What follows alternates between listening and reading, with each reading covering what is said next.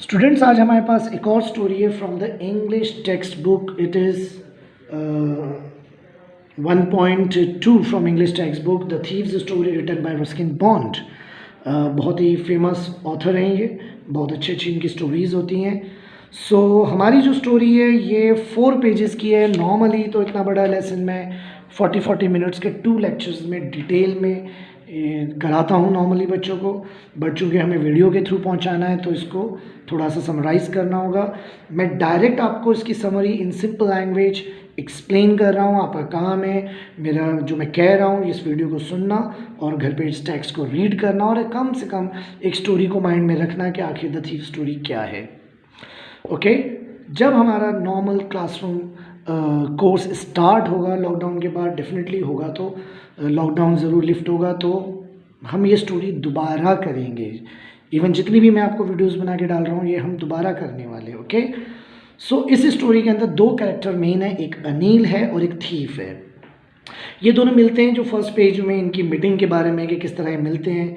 अनिल कौन है, वो रेसलिंग मैच देख रहा है और वो 25 इयर्स का है और फिर उसका थोड़ा टॉल है, लीन है, उसका अपीयरेंस और उसकी पर्सनालिटी के बारे में आ रहा है. और बाद में जब वो इनके आपस में कम्युनिकेशन होती है, एक आपस में इंट्रोडक्शन होता है, तो वो उससे उसका नाम पूछेगा अनिल.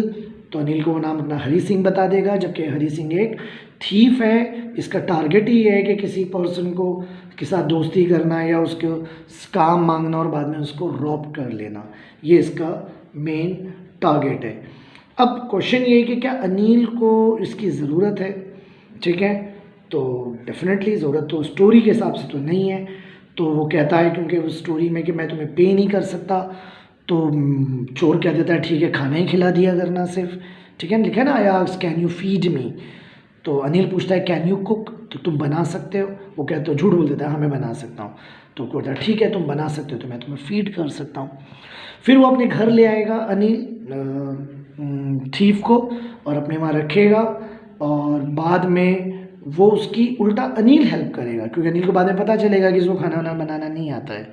ठीक है, और अनिल जब उसको सुबह में रोज़ ग्रॉसरी के लिए पैसे देता है, सामान लाने के लिए, राशन के लिए, तो वो रोज़ की डेली जो सप्लाई होती है उसमें से 1-2 रुपया बचाता है. ये अनिल को पता भी है. लेकिन अब चोर तो चोर है ना, वो 1-2 रुपये लेके तो अपनी लाइफ नहीं चलाना चाहता है ना. वो तो चाहता है कि भाई कोई अच्छा मुझे एक अपॉर्चुनिटी मिले और उस अपॉर्चुनिटी को मैं यूज़ करूं और एक ज़्यादा पैसा चुरा के यहाँ से भाग जाऊं, फिर कहीं और जाके सेम काम करूं, जैसा चोर होते ही होंगे ऐसे. ओके, बाद में उसको पता भी चलता है कि चलो नहीं बनाना आता, तो कहता है ठीक है मैं तुम्हें बनाना सिखाऊंगा. और सिर्फ खाना बनाना नहीं सिखाएगा, वो उसको पढ़ना लिखना भी सिखाने की बात करता है. मतलब अनिल जिसको लाया है खाना बनाने के लिए वो कह रहा है मैं खाना नहीं बना सकता.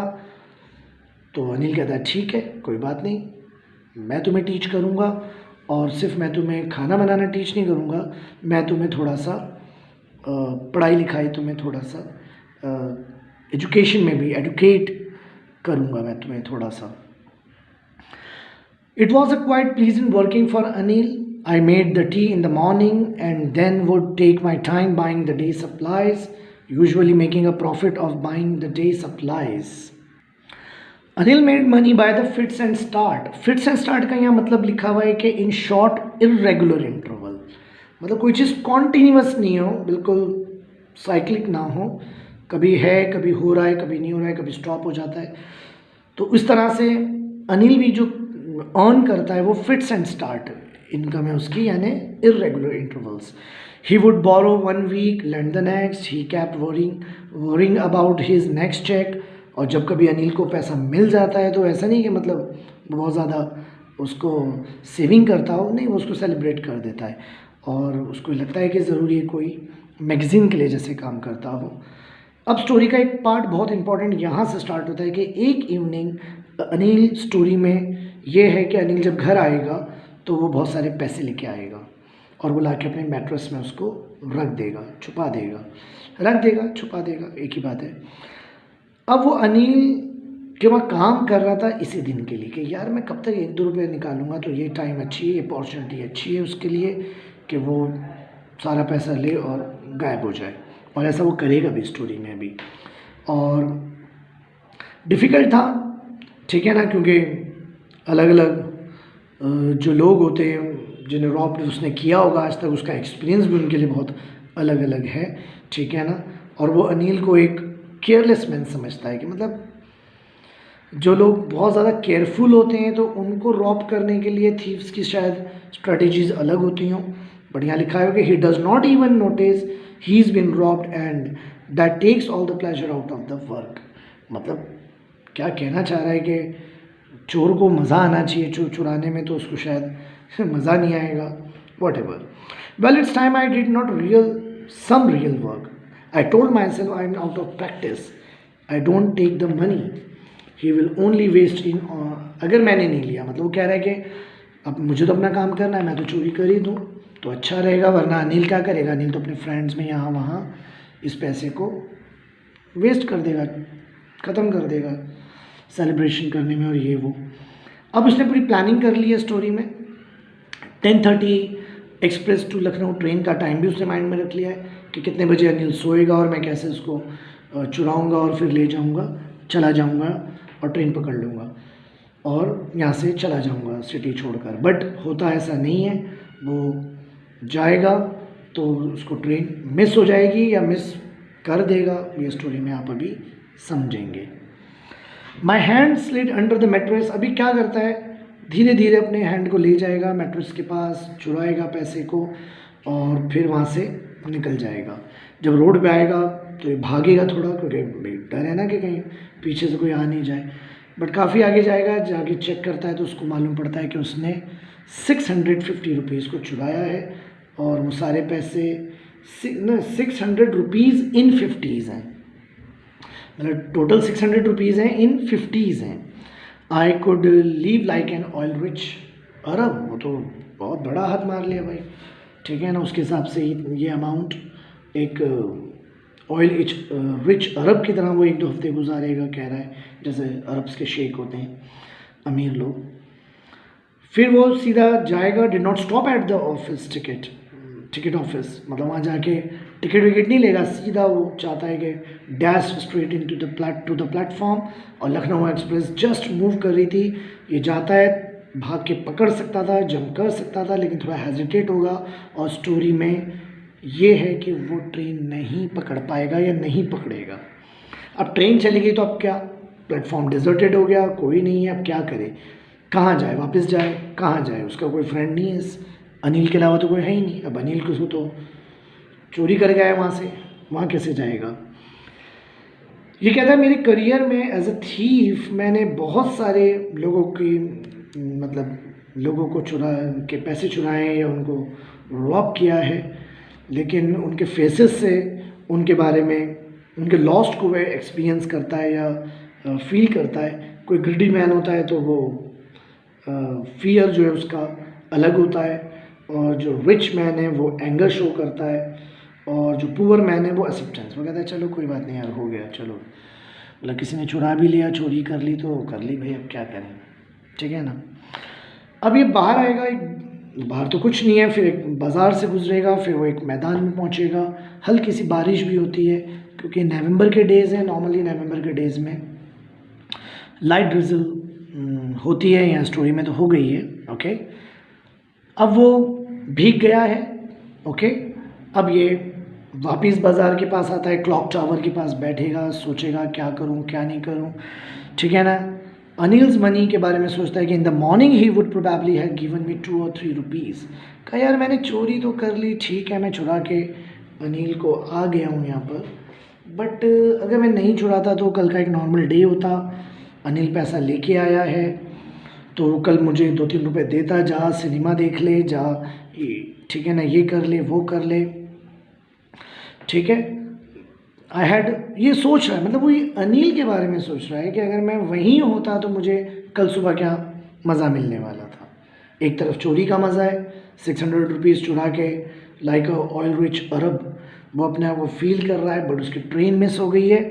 अब ट्रेन मिस हो गई है तो उस टाइम में जो ट्रेन मिस हो गई है तो ये सोच रहा है कि मैंने क्या किया है और किसके साथ किया है, ठीक है। I had forgotten about them in the excitement of the theft. Whole sentence I knew would one day bring me more than a few hundred rupees. और फिर ये भी सोचता है कि यार अनिल तो मुझे पढ़ा भी रहा था, जब मुझे पढ़ना आ जाता, लिखना आ जाता, तो मैं तो बहुत कुछ कर सकता हूँ, कमा सकता हूँ ज़्यादा.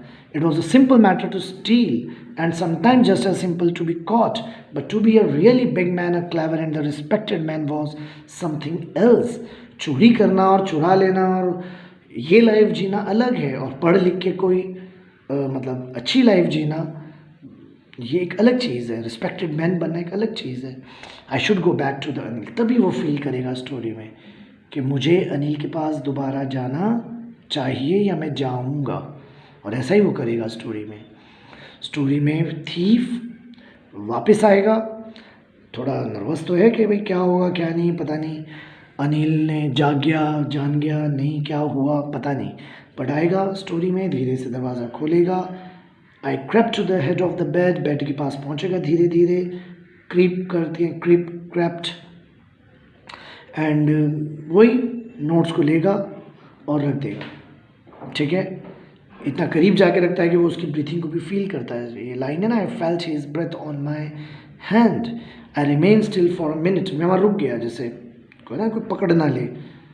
Then my hand found the edge of the mattress. लेकिन वो मैट्रेस तक पहुँच जाएगा और धीरे से वो नोट्स को ले रख देगा.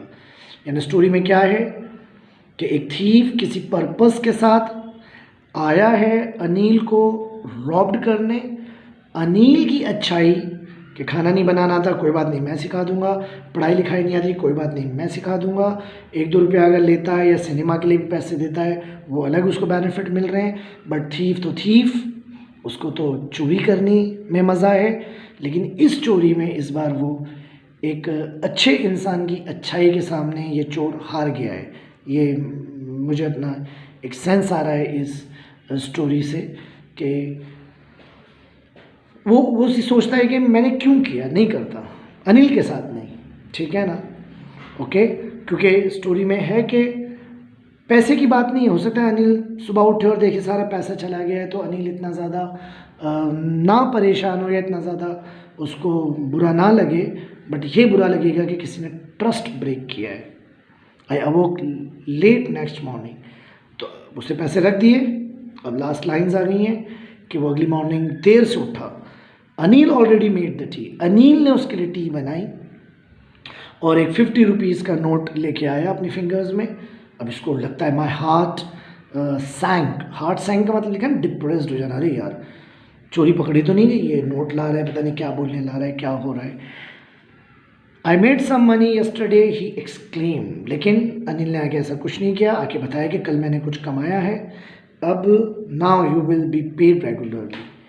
मतलब क्या बोला था अनिल ने स्टार्टिंग में कि भाई मैं तुम्हें सैलरी नहीं दे सकता, मैं तुम्हें कुछ दे ही नहीं सकता हूँ, सिर्फ तुम खाना बनाना चाहते हो खाना बनाओ और तुम भी खा लेना. ठीक है, लेकिन आज अनिल उससे कहता है कि मैं तुम्हें पे कर सकता हूँ रेगुलरली. माई स्पिरिट्स रोज. इसका मतलब है वेरी होपफुल. अरे यार ठीक है ना, चोरी करता तो क्या होता, चोरी करता, चोरी होता, चला जाता लखनऊ, फिर किसी को 10 दिन बाद फिर चोरी करता कहीं. तो ये चोर वाली लाइफ तो चोर की लाइफ चलती रहेगी ना. चेंज कब आएगा? ठीक है ना, इंसान में बदलाव कब आएगा ताकि वो एक अच्छा इंसान बने. तो ये अच्छा जो बन रहा है ये बिकॉज ऑफ अनिल गुडनेस. ये लाइफ को अपनी गुड कर रहा है, अपनी लाइफ को इम्प्रूव कर रहा है. और यही होता है कभी कोई चांस मिलता है, कभी कोई लाइफ में ऐसी चीज़ होती है आपके कि आप उसकी हेल्प से आप पॉजिटिव और आगे बेटर करने के लिए ऑन द टेंस. और कहते हैं चलो आज हमें सेंटेंसेस लिखना स्टार्ट करना है. He knew but neither his lips nor his eye showed anything. I smiled at Anil in my most appealing way. कहता है अनिल को कुछ नहीं पता है, उसकी आंखों से उसके बोलने के तरीके से नहीं भी है लगता कि उसको पता भी चला है कि रात में मैंने क्या किया है. तभी smile came by itself without any effort. मतलब वो स्माइल आई जो बिना किसी एफर्ट के आती है. मतलब कोई झूठी हंसी नहीं, रियल हंसी. तो इस स्टोरी को मैंने आपको समराइज़ किया है. जस्ट इस 15-17 मिनट्स के वीडियो को आप सुने। मैंने सिंपल लैंग्वेज में आपको बताया है। टेक्स्ट रीड करें, मेरा लेक्चर सुने, स्टोरी को माइंड में रखें, देन कैसे प्रिपरेशन करनी है, कैसे बोर्ड के लिए प्रिपेयर करना है अपने आप को, वो आगे रेगुलर क्लासरूम